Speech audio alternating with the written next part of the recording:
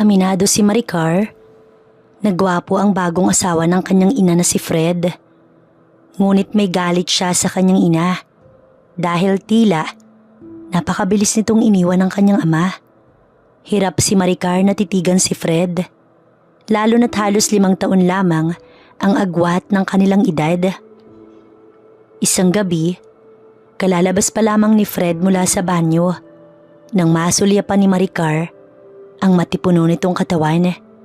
Doon ay tila may gumapang nakakaiba sa kanya at doon ang dating inis ay napalitan ng kakaibang pakiramdam, lalo na nang ipamalas ni Fred ang galing nito sa kanya.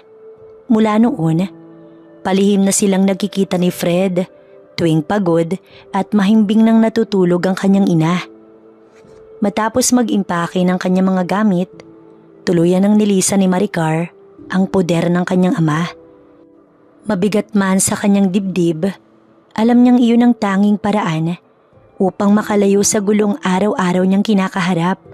Sigawan, bote ng alak at suntok sa dingding na tila naging musika na sa kanilang tahanan.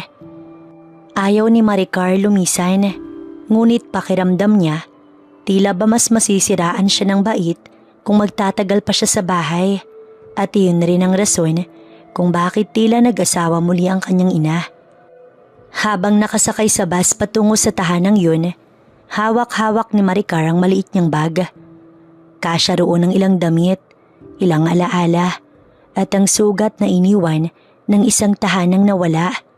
Ilang minuto rin ang naging biyahe bago siya nakarating sa nasabing bagong tirahan. At doon ay bumungad kay Maricar ang isang simpleng apartment na may kalakihan, ngunit sapat na sa 3 tao. Napabuntong hininga si Maricar habang binubuksan ang pinto, at nang bumukas iyon, lumabas ang kanyang ina, bit-bit ang ngiti na may halong kaba. "Anak?" Walang imik si Maricar, ngunit bahagyang tumango. "Pasok ka, nagluto ako ng paborito mong adobo." Ang ina muli ni Maricar na si Lena. Napalingon si Maricar sa loob. Mula sa pintuan, tanaw niya ang simpleng sala, ang maliit na larawan sa dingding, at ang lalaking nakaupo sa sofa na si Fred. Nakasuot ito ng puting t-shirt at pajama, abalang nanonood ng balita. Nang mapansin ang kanyang presensya, tumayo ito at ngumiti. Ikaw pala si Maricar." Ngisi nito at tumango. Hindi tumingin si Maricar kay Fred, bagkus pinili niyang umiwas. Inilag ang tingin at tumalikod na para bang walang narinig. Bit-bit pa rin ang maliit niyang bag. Tahimik siyang naglakad papunta sa kusina. Pagdating niya sa kusina, agad siyang sinalubong ng masarap na amoy na lutong bahay. Bumungad sa kanya ang mainit na kawali na may lamang adobo. "Niluto ko yan kanina habang hinihintay ka," wika ni Lena, abalang naghahain ng kanin sa mesa. "Akala ko nga hindi ka natutuloy." Umupo si Maricar sa isa sa mga upuan at marahang inilapag ang kanyang bag sa paanan. "Hindi naman ako ganun, ma. Nagpaalam lang ako ng maayos." Mahinang tugon niya. Saglit na katahimikan, ang klaseng katahimikan na puno ng mga salitang hindi masabi. "Alam kong galit ka pa rin," ani Lena. Inilapag ang pinggan sa harapan ni Maricar.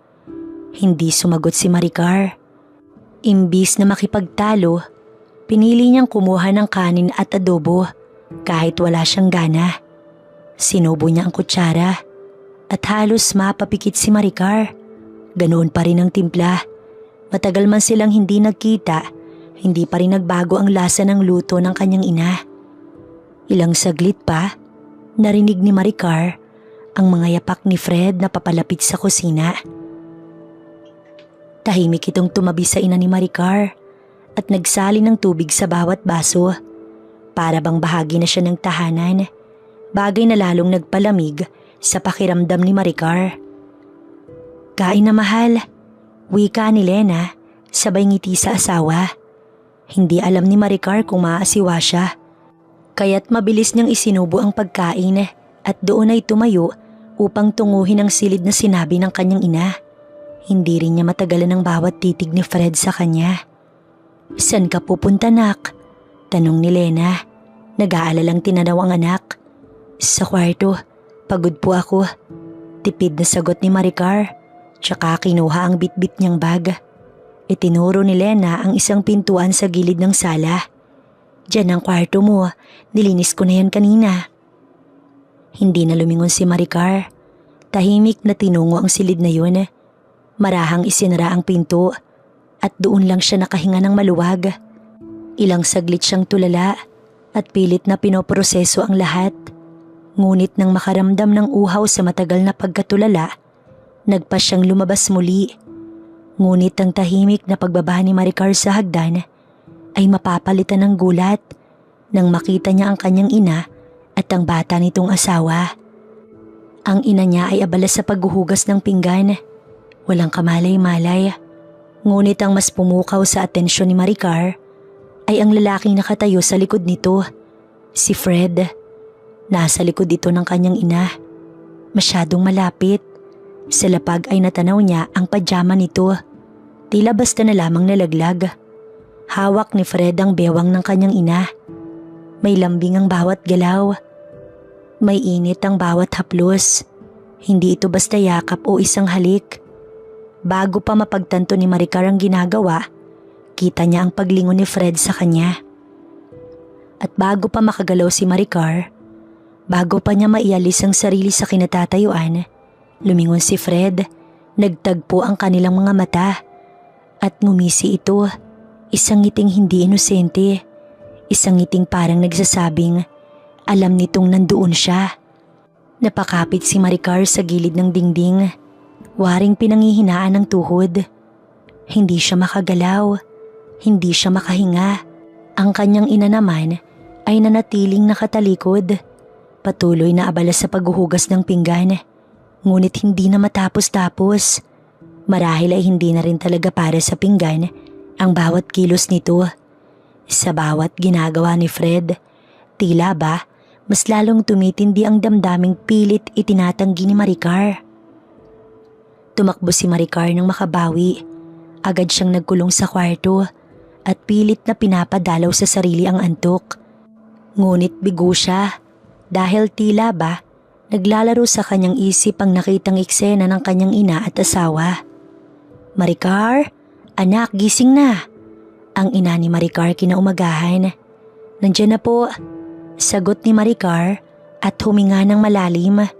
Agad na bumaba si Maricar sa kanyang silid at pagpasok ng kusina, bumungad sa kanya ang masarap na agahan. "Umupo ka na anak at kakain na tayo." Masiglang wika ng ina ni Maricar habang inaayos ang mga plato sa lamesa.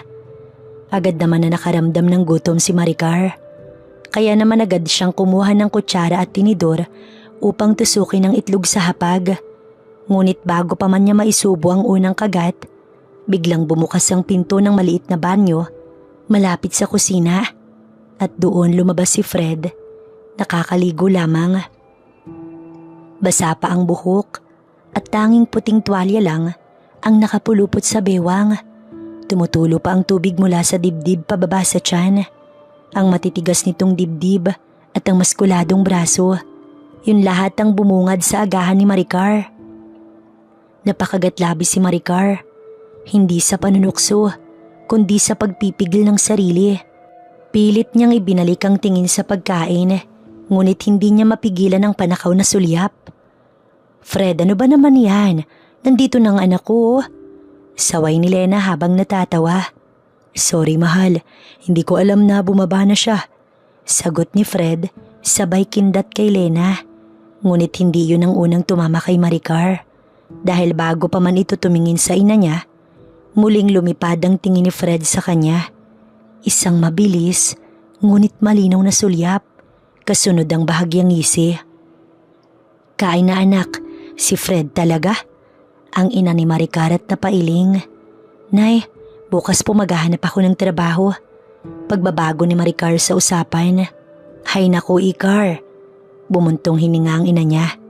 "Hayaan mo munang makapagpahinga ka. Ayos lang naman kung wala ka pang trabaho ngayon. Hindi kita pinapapunta rito para pahirapan. Tumigil si Lena at saka ngumiti. O siya, kumain na tayo at magtutungo na ako sa pabrika. Hindi rin ako pwedeng mahuli. Nagpatuloy sa tahimik na pagsubo si Maricar at agad na inilagay ang kanyang pinggan sa lababo. Sinadya niyang tapusin agad ang pagkain upang hindi makasabay si Fred. Ayaw niyang maramdaman muli ang mga sulyap nito. Mga sulyap na bumabagabag sa kanya. At tulad ng sinabi ng kanyang ina, maaga rin itong umalis kasama si Fred na naghatid sakay ng motorsiklong pag-aari nito. Sa pagkakataong mag-isa na, bumaba muli si Maricar. Sa pagbaba muli sa kusina, tumambad sa kanya ang kalat ng kanilang pinagkainan. Mga pinggan na hindi nahugasan, kutsarang naiwan sa mesa, at basong may bahid pa ng kape. Agad siyang kumilos. Wala sa loob na parang gusto lang niyang may magawa. May marinig na tunog kaysa sa katahimikan ng bahay. Ngunit ang katahimikang yun, biglang napalitan ng kilabot nang may presensyang dumating sa kanyang likuran. Mainit, mabigat, at kilalang kilala niya kahit hindi niya silipin. Hindi ni Maricar ito nakita si Fred, pero alam niyang nandoon ito. Ramdam niya ang bahagyang paghinga ni Fred. Ang amoy ng pabango nitong hindi pa lubusang nawala kahit halatang pinagpawisan na mula sa maagang biyahe. Hindi si Maricar agad kumilos. Hindi siya makalingon. Tila natigilan ang kanyang mga kamay sa loob ng lababo habang ang puso niya ay tila kumakabog ng labis-labis. Ganyan ka ba, Maricar? Hindi ka marunong makisama sa akin? Tanong sa kanya ni Fred habang mas lalo pang dumidikit sa kanya.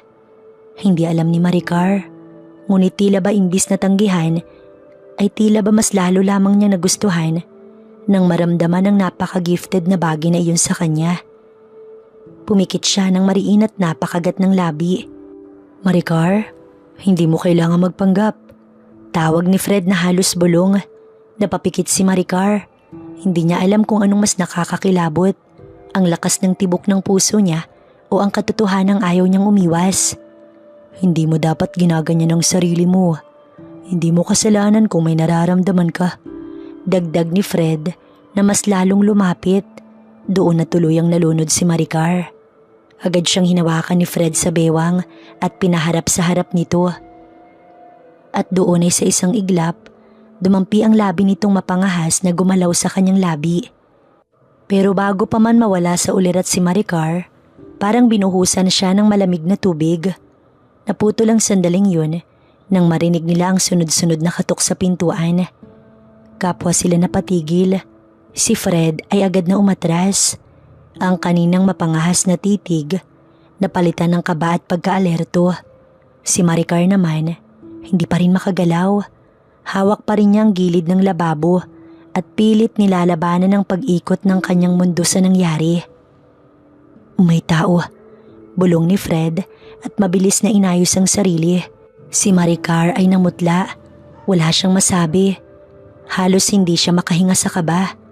Tumango lang si Maricar at hindi pa rin sigurado kung dahil ba sa kaba, hiya o galit sa sarili. Sa bawat hakbang palayo ni Fred, naiwan siyang nakatayo sa kusina na naguguluhan at ipinagpatuloy na lamang niya ang paghuhugas ng pinggan nang magtagal si Fred sa labas.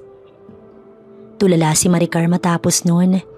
Bumalik siya sa kanyang silid at kahit ilang katok pa ang ginawa ni Fred, hindi niya binuksan dahil tila ba nagsisisi siya sa kanyang ginawa na pati ang kanyang ina ay sinaluhan pa niya. Pero sa kabila ng lahat ng yun, hindi maitatanggi ni Maricar ang katotohanan na may bahagi sa kanya na hindi tumutol. Humiga siya sa kama. Iyakap ang sarili habang nakatingin sa kisame. Pilit pinapakalma ang puso niyang binabagyo ng pagsisisi at pagkalito. Pumikit si Maricar at umaasang sa kanyang pag-idlip magigising siya sa ibang realidad. Yung wala si Fred o kahit nandun man ito, hindi niya kailanman nararamdaman ng ganito. Ngunit sa bawat pagpilit niyang limutin, mas lalo itong bumabalik. Ang titig ni Fred, ang init ng hininga nito, at ang haplos na hanggang ngayon tila ba nakakulong pa rin sa kanyang balat. Sa init ng sariling katawan, hindi na malaya ni Maricar na unti-unti niya nang ginagawa ang bagay na iyon sa kanyang sarili. May hatid itong aliw at pagkalito. Napapikit na lang siya. Ngunit kahit anong pilit, mas nangingibabaw ang init na tila ba gusto niyang itanggi pero hindi niya kayang pigilan. Napakagat siya ng labi habang pinipigilan ang ingay na gustong kumawala sa kanyang labi. Sa kanyang isipan, paulit-ulit na sumisilip ang imahe ni Fred. Ang mga mata nito, ang bawat hawak sa kanya, ang boses nito na tila ba laging may kahulugan at matipunong katawan. Nagpatuloy si Maricar hanggang sa tuluyan niyang maabot ang dulo. "Maricar?" Agad na napabalik si Maricar nang marinig ang tinig ng kanyang ina. Pagtingin niya sa maliit na orasan sa dingding, nakita niyang 8:00 na ng gabi. Hindi niya na malayang nakatulog pala siya ng matagal. Agad siyang bumangon at lumabas ng silid. Pagbukas niya ng pinto, tumambad sa kanya ang alalang muka ng kanyang ina. "Anong oras na anak, hindi ka pa kumakain?" Tanong ng ina, may halong pag-aalala sa tinig. "Pasensya na po nay, nakatulog ako." "O siya, tara sa baba, naghihintay si Fred doon upang makapagsimula ng kumain." Tahimik si Maricar na sinundan ng ina pababa. Pagdating sa sala, nakita niya si Fred na nakaupo sa mesa, abalang nag-aayos ng mga plato. Tinutok ni Fred ang pansin kay Maricar at ngumiti. "Tara na, kumain na tayo." Wika nito, bagamat may pagkasilip na tila may ibang emosyon na namutawi sa mga mata nito. "Kain anak," ang ina ni Maricar na si Lena. "Kain na anak," wika ni Lena habang naglalagay ng ulam sa plato ni Maricar. Tahimik na naupo si Maricar at nagsimulang kumain. Pilit niyang ipinapako ang atensyon sa pagkain. Ngunit ilang sandali pa, napapitlag siya nang maramdaman ng banayad na haplos ng paa ni Fred sa ilalim ng mesa. Mabilis siyang napatingin sa kanyang ina, ngunit abala ito sa pagkain. Samantala si Fred, tila walang nangyayaring nakangiti at tahimik ding kumakain. Pero hindi inaalis ang paang muling dumampi sa binti ni Maricar. Muling nag-init ang kanyang pisngi. Pinilit niyang iwasan ang mga tingin at tukso sa ilalim ng mesa. Pero hindi niya may kakaila ang mabilis na tibok ng kanyang puso at ang kiliting hindi niya maintindihan. Gulo na naman ang isipan ni Maricar. Hindi niya alam kung bakit hindi siya tumatanggi o bakit tila ba hinihintay pa niya ang muling may masigit pa. "Tuloy ka ba sa bayan mamaya anak?" Tanong ng ina ni Maricar habang sinusubo ang piraso ng tuyo. Naputo lang mapanganib na paglalakbay ng kanyang isipan. Agad siyang napalingon sa ina at saglit na nagkunwaring abala sa pagkain. Opo, baka magtanong-tanong lang ng pwede kong pasukan." Sagot ni Maricar na pilit pinanormal ang halos mapaus na boses. Kung gano'n ay sumabay ka na sa amin ni Fred, ihahatid niya ako sa bayan." "Malayo pang pinagtatrabahuhan mo sa bayan, mahal. Uunahin na muna kitang ihatid at babalikan ko na lamang si Maricar rito upang maihatid ko siya sa bayan." Biglang sabat ni Fred. "Ganun ba?" Tanong ni Lena habang inaayos ang baso sa mesa. "Ayos lang naman siguro yun, Maricar." Napatingin si Maricar kay Fred. Tahimik pero puno ng atensyon ang nasaglit na pagtitinginan nila. Mabilis niyang ibinaling ang paningin sa ina. "Opo, kung yun po ang mas madali." Sagot niya kahit hindi siya sigurado kung tama ba ang kanyang desisyon. Ngumiti si Fred. "Ayos, ako na ang bahala sa kanya." "Salamat mahal." Wika ni Lena tsaka tumayo para kunin ang bag niya. "O sige na, taakit na muna ako, magbibihis lang." Pagkaalis ng kanyang ina, naiwan naman si Maricar sa hapagkainan. Kasama si Fred na ngayon ay mas lantaran na ang tingin sa kanya. Pakiramdam niya, unti-unti siyang hinihila pabalik sa tukso. Tahimik siyang tumayo at nagsimulang magligpit ng pinagkainan.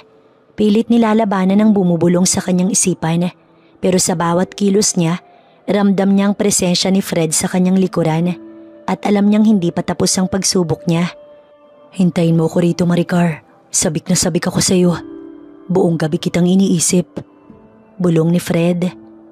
Paano kung mahuli tayo na nakikisalo ko sa kanya? Napangisi si Fred. Ang mga matay may halong tukso at tapang. Hindi niya malalaman kung wala kang isusumbong. Sagot ni Fred at dinampian ng halik si Maricar. Agad na naghiwalay sina Maricar at Fred nang marinig ang papalapit na yabag ni Lena. Mabilis na kumilos si Fred.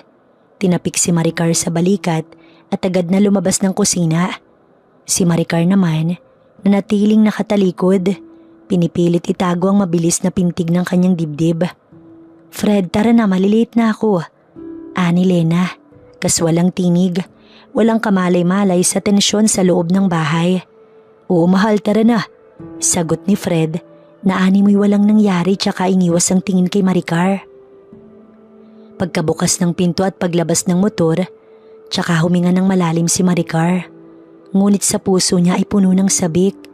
Sa totoo lamang ay wala siyang balak magtungo sa bayan upang maghanap ng trabaho dahil ang nais niya hintayin ang pagbabalik ni Fred. At katulad nga lumipas ang ilang minuto, muli ay bumukas ang pinto at si Fred lamang mag-isa at doon ay mabilis na lumapit kay Maricar at siya'y hinalikan. Walang nagawa si Maricar kundi salubungin ang bawat hagod ng labi ni Fred. At doon ay sa maliit na silid ng kanyang ina at ng asawa nito, naganap ang bagay na iyon sa kanila ng lalaki. Hindi malaman ni Maricar ang gagawin ng mga oras na yun. Mabilis ang kanyang paghinga at ang tibok ng kanyang puso. Habang si Fred, talaga namang todo bigay na ginagawa iyon. Pumikit siya ng mariin at walang ibang inalala, kundi ang kasiyahang nararamdaman niya. At paulit-ulit iyong nangyari sa buong gabi dahil hindi nakauwi ang kanyang ina. Kaya naman, siya na muna ang pumuno sa kakulangang hinahanap ni Fred.